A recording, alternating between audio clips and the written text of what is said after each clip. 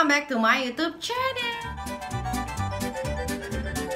Hari ini aku mau cerita ke kalian tentang sebuah pengalaman hidup aku yang setelah aku doakan ternyata aku balik lagi mengajar sebagai guru, guys. Dan tempat ngajar aku yang sekarang yang baru ini memang berbeda dengan tempat ngajar aku sebelumnya. Di sini siapa yang pernah dengar nama sekolah SPK? Jadi guys, banyak sih istilah-istilah untuk menentukan sebuah institusi di Indonesia ini. Ada sekolah negeri, sekolah swasta, dan salah satunya adalah sekolah SPK. Buat kalian mungkin yang sedang berpikir menjadi guru di SPK, Dit, gimana ya rasanya gitu ya? Apakah semencekam itu kita harus berbahasa Inggris setiap hari atau tidak ya gitu ya? Nah, itu yang mau aku bahas karena waktu aku cari-cari nggak ada yang cerita nih. Makanya aku pengen kalian guru-guru yang kebingungan kayak aku waktu di awal tuh nggak bingung lagi gitu, guys. Oke. SPK itu artinya Satuan Pendidikan Kerjasama. Artinya sekolah itu bekerja sama dengan pihak luar, pendidikan asing. Biasanya Cambridge. Di sekolah aku yang sekarang dia kerjasamanya sama Cambridge. Yang paling terasa adalah di bentuk ijazahnya. Jadi kalau sekolah SPK itu ternyata ijazahnya itu bukan di bawah Dinas Pendidikan, tetapi di bawah Kementerian Pendidikan. Kayak gitu, guys. Bedanya di situ gitu. Jadi kita tidak bertanggung jawab kepada Dinas Pendidikan. Jadi apa yang dilakukan Dinas Pendidikan atau apa yang disuruh gitu ya, itu boleh iya, boleh enggak. Yang penting kita submit ke aturan yang dibuat oleh kementerian gitu ya, Kementerian Pusat Pendidikan di Indonesia.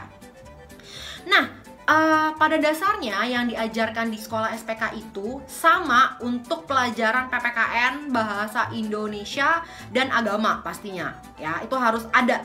Walaupun kita belajar dengan kurikulum asing, kita harus tetap berdiri di bawah 3 pelajaran utama ini, bahasa Indonesia, agama, dan PPKN. Itu penting banget. 3 pelajaran ini diajarkan. PPKN dan bahasa Indonesia itu boleh memang harus pakai bahasa Indonesia, tapi kalau agama itu boleh pakai bahasa Inggris gitu ya. Nah, aku mau ngomong soal ini bahasa yang dipakai di sekolah aku tuh bahasa Inggris gitu ya. Terus yang berbau Inggris tuh apa aja, Dit? Yang pertama itu pasti bukunya, textbooknya itu semuanya, kecuali tadi pelajaran itu semuanya pakai bahasa Inggris gitu ya. Apalagi aku ngajar mathematics, jadi aku harus ngikutin gimana kurikulumnya Cambridge di mathematics. Kayak nih sedikit ya bocoran, kayak belajar himpunan itu nggak ada di kelas 7 ternyata. Padahal selama ini 5 tahun aku mengajar di sekolah swasta, himpunan itu adalah materi kelas 7 semester 2, tapi ternyata tidak ada. Dan materi seperti rate, ratio, speed itu tadinya tuh gak terlalu ada banget gitu ya di kurikulum biasa nasional, tapi ternyata di kurikulum Cambridge itu penting. Dan di soal-soal Cambridge pun itu penting. Nah, ini lagi guys, jadi selain textbooknya, terus di kelas kita juga diharapkan berbahasa Inggris lancar gitu ya, castisius gitu saat ngomong sama anak. Walaupun aku tahu itu tidak mudah, aku pun di awal-awal tuh kayak masih grogi gitu ya. Tapi ya seiring berjalan waktu dengan logat Indonesia tapi bahasanya Inggris gitu ya. Kayak gini nih guys. So when you multiply 4 into 5 and then become, nah kayak gitu. kayak ada bahasa Indonesianya tapi emang pakai bahasa Inggris kayak gitu ya.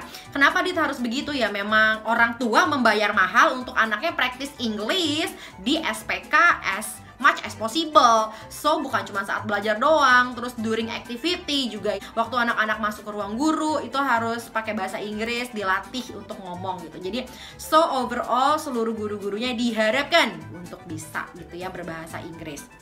Apakah ada tes, Dit? Ya, ada tes. Sebelum kita masuk ke SPK itu ada tes kemampuan kita berbahasa Inggris seperti apa. Tapi waktu itu kalau aku tesnya secara tulis, writing, dan kayak grammar, kayak gitu-gitu guys. Bukan tes langsung ngomong ya, bukan langsung speaking gitu, enggak. Kayak gitu. Terus juga memang mereka ini orang tua membayar lebih pastikan karena berbeda ya dengan sekolah swasta gitu ya. Mereka mengharapkan anak-anaknya ini bisa paham kurikulum Cambridge. Nah, kurikulum Cambridge inilah yang akan mereka kerjakan exam Cambridge-nya itu di kelas 9. Nah, di situ mereka akan dapat soal tesnya itu ya memang bener-bener dari si Cambridge-nya ini gitu, dari sana, bukan kita yang bikin soalnya. Makanya during the process from the grade 7 until grade 9, mereka harus bener-bener sering banget dikasih soal-soal. Kalau soal-soal Cambridge itu banyak sih di Google, bisa kalian langsung download materinya. Mereka tuh kayak bener-bener kayak open aja gitu loh, key answer, terusnya paper questionnya itu juga dikasih kayak gitu guys. Terus biasanya sekolah-sekolah SPK ini lebih santai ya sih. Kalau di sekolah swasta kan kita dapat seragam, terusnya kita kayak guru banget gitu ya, pakai pantofel. Bahkan aku sekarang tuh sekolah kayak aku pakai sepatu sport. Aku pakai bukan sepatu kayak zaman-zaman guru dulu yang pantofel warna hitam, enggak, aku pakai sepatu sport dan aku jujur lebih nyaman seperti itu. Kenapa? Karena sekolahnya gede. Terusnya anak-anaknya banyak, kelas yang aku datengin banyak. Jadi jarak dari ruang guru ke kelas itu jauh, guys. Mohon maaf nih lahir dan batin, kalau kita pakai sepatu ada haknya, pegel. Enakan pakai sepatu yang memang nyaman gitu ya, solnya. Jadi ketika aku di kelas pun ngajar anak-anak tuh jalan-jalan itu enak banget di kaki aku sih memilih seperti itu. Terus baju juga yang penting sih sopan, nggak pakai ketekan.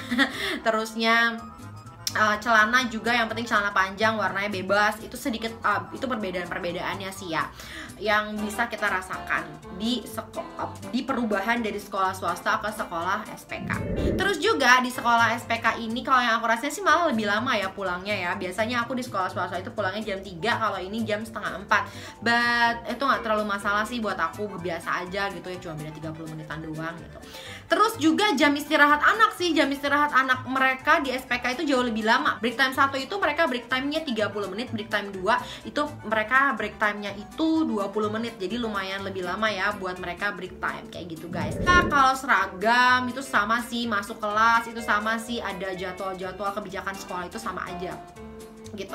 Yang penting kalau kalian lagi berpikir menjadi guru di SPK, menurut aku sih bagus untuk dicoba. Pertama, challenging yourself itu speak English in the daily life like that.